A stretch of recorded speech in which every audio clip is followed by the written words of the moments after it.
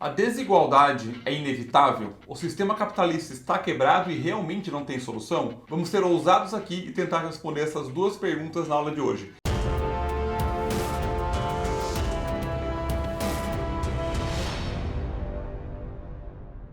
Se você não me conhece ainda, seja muito bem-vindo ao nosso canal. Eu sou o professor Matheus Gabordi e aqui falamos principalmente sobre educação financeira e como construir patrimônio e renda passiva através de investimentos. Mas às vezes, como é o caso agora, entramos em assuntos fundamentalmente mais amplos. Então, se você se interessa por esse tipo de conteúdo, considere se inscrever no nosso canal. Mas vamos lá. Eu quero começar essa aula pegando como primeiro exemplo a África do Sul, que é um dos países mais desiguais do mundo, onde 0,1% da população mais rica detém quase 30% de toda a riqueza do país. Para colocar numa outra perspectiva, esse mesmo 0,1% possui mais do que o dobro do que os 90% mais pobres. A desigualdade de renda não é novidade para absolutamente ninguém. Na verdade, economistas e historiadores que mapearam a desigualdade econômica ao longo da história não encontraram uma única sociedade que não tinha ela, desde a época medieval, tribo africana, passando pelos maias, até mesmo o tempo atual. O que nos leva a uma questão relativamente sombria. A desigualdade, ela é mesmo inevitável? Uma maneira de estimar a desigualdade é com um número chamado índice de Gini, que é calculado comparando a distribuição de renda de uma sociedade perfeitamente igual à real distribuição de renda de cada país numa escala que vai de 0 até 1.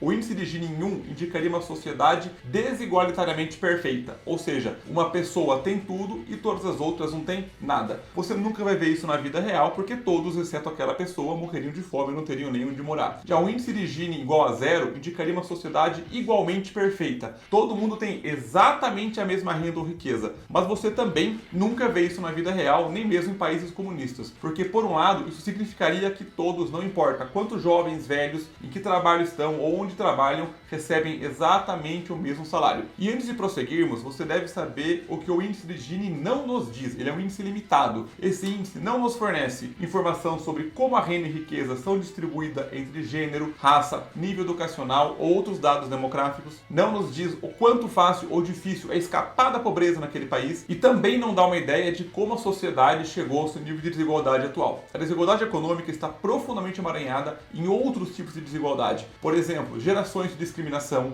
quantidade de guerras que a região sofreu, colonialismo, exploração por outros países, tudo isso criou uma desigualdade de classe que persiste até hoje em uma série de países. Mas ainda precisamos de pelo menos uma medida aproximada de quem recebe quanto em cada país. É aí que entra o índice de Gini, é essa medida que ele nos dá. A imagem que está aparecendo aqui na sua tela, ela mostra um mapa de intensidade com o índice de Gini de cada país atualmente. Quanto mais escura a cor, mais desigual é o país. Destaco que as maiores desigualdades aparecem na África, em países muito pobres, como a África do Sul, sendo a líder com uma nota do índice de Gini de 0,63, a maior do mundo. Já o Brasil ocupa a 19ª posição em países mais desiguais, com uma nota de 0,49, e os países menos desiguais são os países nórdicos, como as Ilhas Faroé, Groenlândia, Eslováquia, Eslovênia, República Tcheca, Noruega, com índices de 0,23 a 0,25. Já os Estados Unidos pontuam 0,39 e a China 0,38, quase que empatados, dando um indício que a chave para a igualdade não necessariamente está em ter um sistema socialista ou capitalista. Para uma referência maior, o índice Gini típico em países desenvolvidos é por volta de 0,3,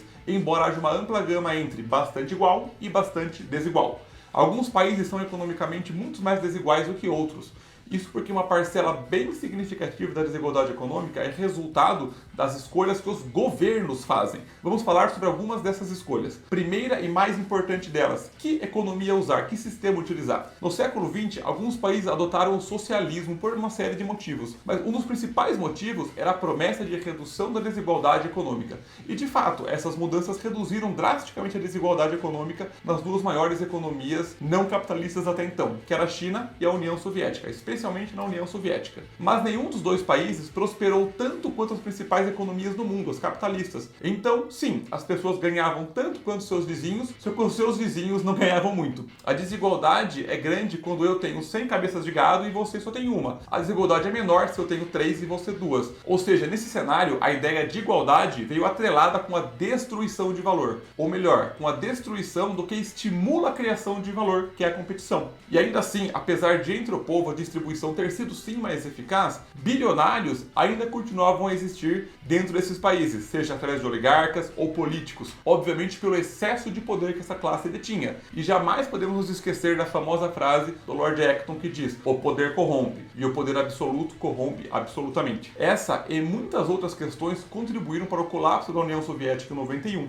Já a China, para crescer mais rapidamente, mudou sua economia para mais próxima do capitalismo a partir do final dos anos 70. E os países puramente capitalistas, eles realmente podem escolher reduzir a desigualdade econômica? E se eles podem, algum dia vão fazer isso? É tentador pensar que não vão. Que o objetivo do capitalismo é manter moedas de ouro suficiente para poder mergulhar nelas como tio Patinhas. E a China parece fornecer um exemplo clássico disso. Depois que se tornou um país mais capitalista, o índice de Gini disparou de menos de 0,4 para mais do que 0,55. Porém, desde 2010, ele vem sendo reduzido e está em 0,38 agora, de acordo com a última informação oficial. Enquanto isso, a renda anual per capita do chinês saltou de $1.500 para próximo de $13.000. Já a França, ela mantém seu índice de Gini abaixo de 0,32 desde 1979. A Irlanda tem seu índice de tendência de baixa desde 95. A Holanda e Dinamarca mantêm os índices abaixo de 0,28 desde a década de 80. Mas como que eles fazem isso? Por que existe tanta diferença entre os países que adotam o mesmo sistema que é o capitalismo? Uma maneira é com impostos e o uso eficiente deles. É aí que entra o governo. E apesar de eu ser um liberal, então com certeza o que eu falo aqui é enviesado pelas minhas crenças, por isso sempre trago aqui dados e números, pois eu quero que você chegue à sua própria conclusão. Eu acredito sim que impostos são necessários e que o governo precisa ter um grau de intervenção na economia e principalmente na parte social mais desfavorecida. Nos países de menor desigualdade, os impostos de renda, por exemplo, são usualmente progressivos. Quanto mais dinheiro você ganha, maior é sua alíquota de imposto. E quanto mais progressivo for o sistema tributário, mais ele tende a reduzir a desigualdade, se claro, aliado a um bom governo. Assim, por exemplo, enquanto a desigualdade de renda antes dos impostos na França é quase igual à mesma que dos Estados Unidos, a desigualdade pós-fiscal na França é 20% menor, por conta dessa distribuição razoavelmente eficiente lá dentro. Outra forma que o governo atua para aumentar ou diminuir a desigualdade é com as chamadas transferências, ou seja, quando o governo retira a receita fiscal de um grupo e repassa para outro. Por exemplo, os programas de Seguridade Social tributam as pessoas que trabalham e usam a receita para sustentar os aposentados. Algum setor que seja chave para a economia e crescimento pode receber subsídios do governo e assim por diante. Contudo, se isso não for bem feito, como não é feito no Brasil, pode gerar dívidas gigantescas no país e um desequilíbrio em todo o sistema. Eu vou usar o exemplo no caso da Previdência Pública, o INSS. No Brasil, a pirâmide etária se inverteu já faz um bom tempo e temos mais pessoas se aposentando do que pessoas ingressando no mercado de trabalho. Logo, essa conta não vai fechar para a Previdência Pública. Quem está trabalhando tem que sustentar quem está se aposentando e tem mais gente parando do que gente começando. E a gente vai ver na próxima década ou nas próximas décadas, se não antes,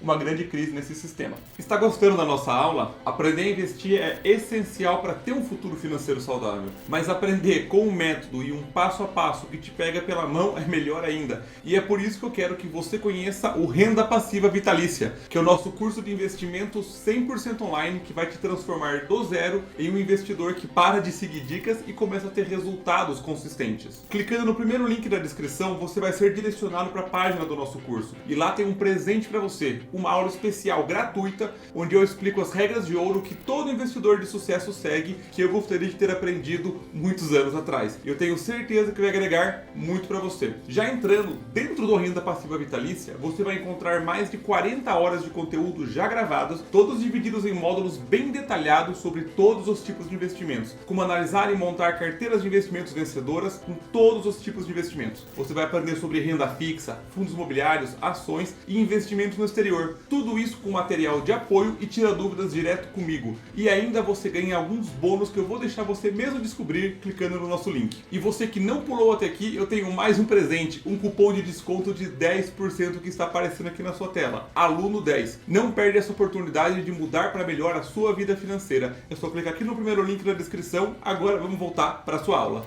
Uma terceira maneira, que ao meu ver é a mais eficiente de todas para o governo intervir e conseguir diminuir a desigualdade, é garantir que todos tenham acesso a coisas básicas, como saúde e educação. Uma força de trabalho educada e saudável pode obter um salário mais alto no mercado, reduzindo assim a desigualdade. Ou seja, usa seu sistema para ajudar o próprio sistema. Uma quarta maneira é abordar a divisão digital, a lacuna entre aqueles que têm acesso à internet e aqueles que não têm, o que acaba por incentivar a educação e senso crítico das pessoas. E alguns podem pensar que existe ainda uma quinta maneira, seria lidar com a riqueza extrema, culpar os multibilionários por tudo, os multibilionários que podem comprar plataformas de mídia social, agências de notícia, comprar político, fazer lobby, ameaçar a própria estrutura da democracia como ela é hoje. E esse é um tema claramente mais polêmico, que cabe até um outro vídeo para falar só sobre ele. Mas o que nem todo mundo sabe é que o status de bilionário, na sua grande maioria, é dado pelo valor patrimonial calculado das empresas que essas pessoas têm participação societária. Por exemplo, o Elon Musk, ele é bilionário por conta do valor das ações da Tesla, ao qual ele é acionista majoritário. Ou seja, o dinheiro dele não está numa piscina de moedas de ouro, e sim na empresa, a qual gera empregos, movimenta a economia, desenvolve tecnologia,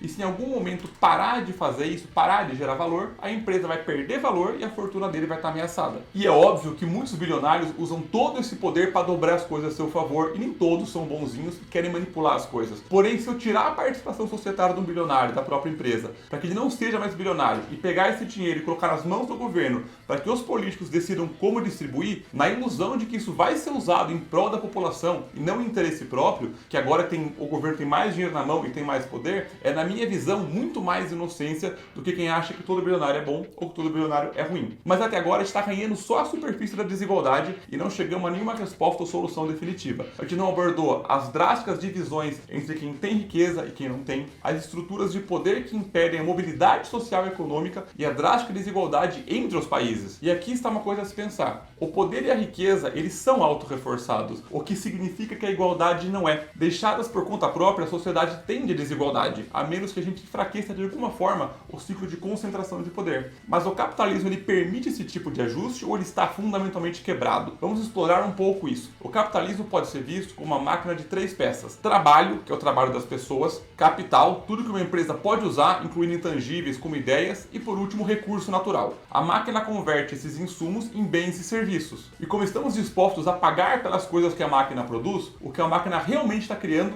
é valor. As economias transformam insumos em valor. O que antes era, por exemplo, um pedaço de madeira, um pouco de grafite, seiva de uma árvore, uma tira de alumínio, ao agregar valor se torna um lápis, que tem uma utilidade prática, valor agregado maior que os insumos separados, por isso que as pessoas aceitam voluntariamente a pagar mais por isso. Mas o que determina se a máquina ela é capitalista, comunista, socialista ou qualquer outra coisa? Respondendo 3 perguntas. Primeira pergunta, quem controla o capital? Em um sistema socialista, o governo possui todo o capital até o último clipe de papel do escritório. A Coreia do Norte é provavelmente a economia mais próxima do 0% de controle privado. No outro extremo do espectro do capitalismo perfeito a 100%, os cidadãos privados detêm todo o capital. Também não existe isso. Os Estados Unidos se destacam com cerca de 2/3 de propriedade privada. Já a segunda pergunta, quanto controle o governo tem sobre o que é produzido? Em economias com alta coordenação, como a antiga União Soviética, o governo ditava o que a economia poderia e iria produzir. Em economias com baixa coordenação, o governo pode exigir algumas coisas, mas deixa a maior parte da decisão para o setor privado. Já a terceira pergunta é, quem controla o preço dos bens e serviços? Aqui há 0% de controle privado, temos economia sem mercado, onde o governo estabelece todos os preços e os consumidores não têm voz, o que até hoje se mostrou extremamente ineficaz